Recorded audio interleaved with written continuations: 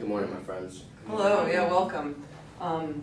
We're going to just start with a practice because Guruji, who kind of popularized this style in the West, always said it's 99% practice, 1% theory. So we're just going to start with a little meditative chant, and then we'll talk after and explain the meaning and answer any questions about it. So with all that behind us, let's get started.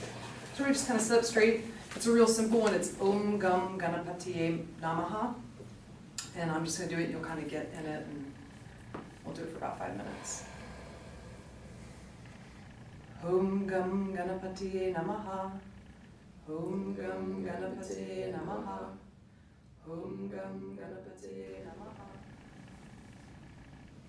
So you guys just meditated. It may be different if you've never done any chanting work before, but that's a real simple one. I was just sitting on it.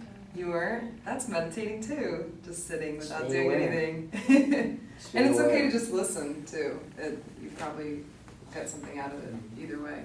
But we talked about, when y'all came in last week, when Sadie and Ben came in last week, about how giving the mind a mantra to play with, it's like it becomes sort of that bright shiny object for the monkey mind to grab onto so that it can be still. It's very difficult for thoughts to interfere when you're focusing on the mantra Yeah. over and over and over. Yeah, it's like your mind will start to wander. Even my mind was wondering, like, what am I going to be talking about in a minute? And I'm like saying that, I'm like, bring it back, just say the mantra, say the mantra, say the mantra. And it just, I don't know, I feel something when I do it. I don't know if you guys experience that at all, and as you get more into it. Yeah, it starts to just take me away a little bit. I find, like, I'll find like peaks of joy out of nowhere, be like, oh man, I'm just chanting away. And then I'll just be like serious, expressionless, and then I'm like in it some more. Yeah. And then you almost doze off in a way, but then like, just like, but I'm here still. And then yeah, it's over, and I'm like, oh. Like, I didn't think about a dang thing other than the mantra. We did it 108 times too. If you saw me counting with Good stuff, I knew it. I was like, she's doing 108. I was like, I'm going for it. We're doing 108. It takes about 5 or 6 minutes to do that one, Yeah. 100 for 108 times. But 108 is considered sort of a holy number in the yoga framework. There's lots of theories as to where that comes from. One of them is there's 9 planetary influences in 12 months. And 9 times 12 is 108. I was wondering what you were doing with your bracelet. You were? You saw me touching it? I was counting with my bracelet, but that's a way to not have to count because you just follow the beads and you know you've done it 108 times. Yeah, and you don't like know when you're getting close. Like, that's what's special about the japa is just you don't know if you're halfway, a quarter, 75. So you just go and yeah. I was cheating a little bit this time. I held after about halfway done. I grabbed the guru bead. Yeah, just like that. I did, but Sometimes you don't. I mean, but yeah, if you're really doing japa, like you can just go, and then you'll feel it when you get to the. So I'll show you guys. I said the guru bead because there's 108 beads, but then there's this one extra, and that's the 109th bead, and that's just a recognition when you get to that bead, like to say thank you for the teachers that have been in your life, and that have also maybe taught you this practice, and ultimately the teachers inside. But it's just a way of like remembering, saying thank you, and then you know you've gotten to the 108, and then you turn around and you can do it again if you want. So chanting is a form of meditation because anytime you're bringing the mind to one pointed focus, you're meditating, and that's a form of yoga. Yoga actually is defined in the Yoga Sutras. I'll bust out some Sanskrit on you guys. Yoga, citta, vritti, nirodha. That means yoga is the stopping of the ups and downs of the mind. Citta is the mind. Vritti is like vacillations up and down. Nirodha means stoppage, but it comes from the same root as Rudra, who is in ancient Indian mythology was associated with the ocean. So like making waves. So I like that analogy because it's like the stopping of the waves of the mind is yoga. Meditation is one yoga practice.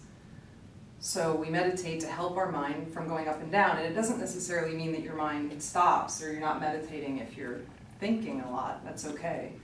It's a practice of calming it. I like the ocean metaphor because the ocean's never completely still.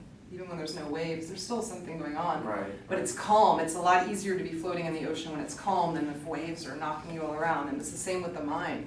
If the mind is constantly like knocking you all around and you're not in control of your mind, then it can be a rough ride because your mind sometimes says mean stuff.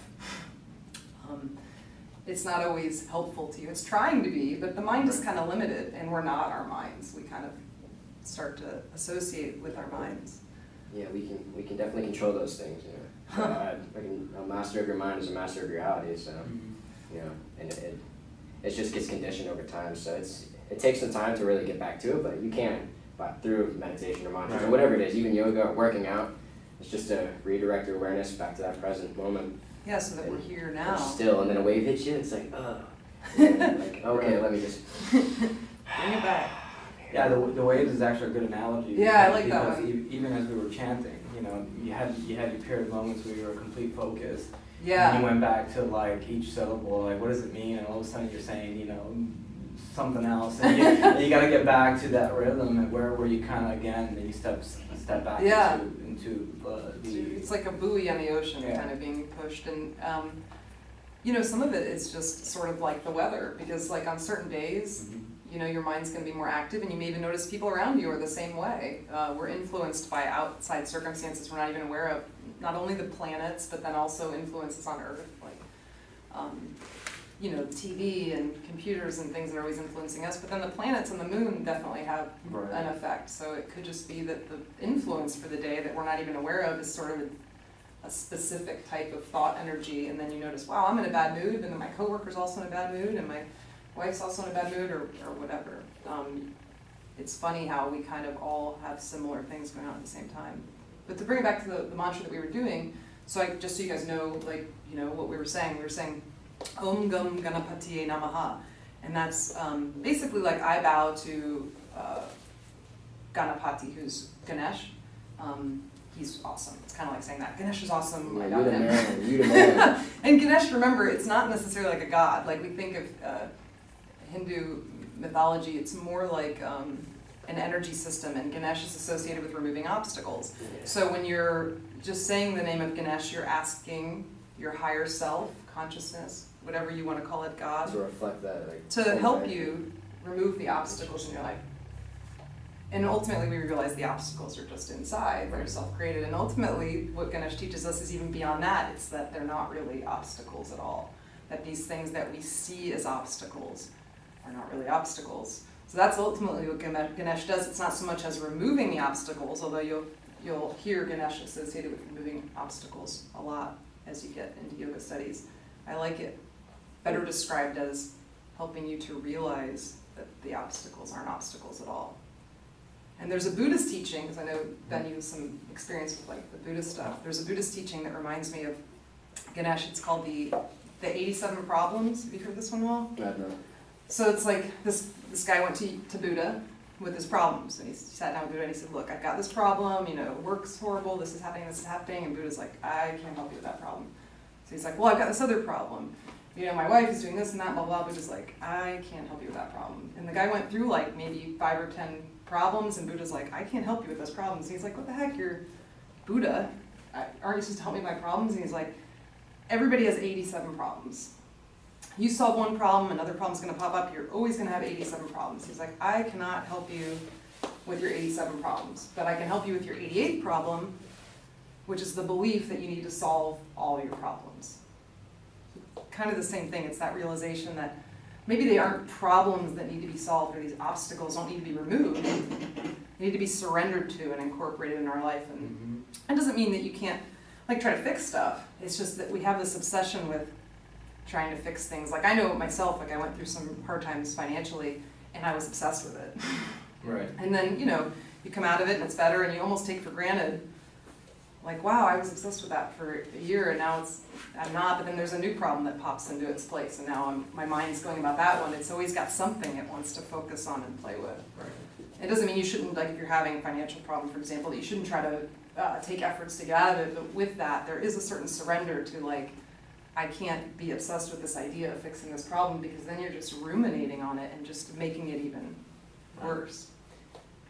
Affecting your thought process and eventually physically. Yeah, it does affect you. Which is So what we just physically. did is chanting? Chanting. Oh, chanting. Chanting. It's mantra work. So when you chant, it's kind of when you do it sing-songy, and we were doing it a little sing-songy. You could also just call it mantra, because the words in Sanskrit are mantras. Mantra actually means mind protecting in Sanskrit, the word mantra, which I like, because it protects your mind when you're doing it. You're protecting your mind from like those outside influences. You're just being in your mind.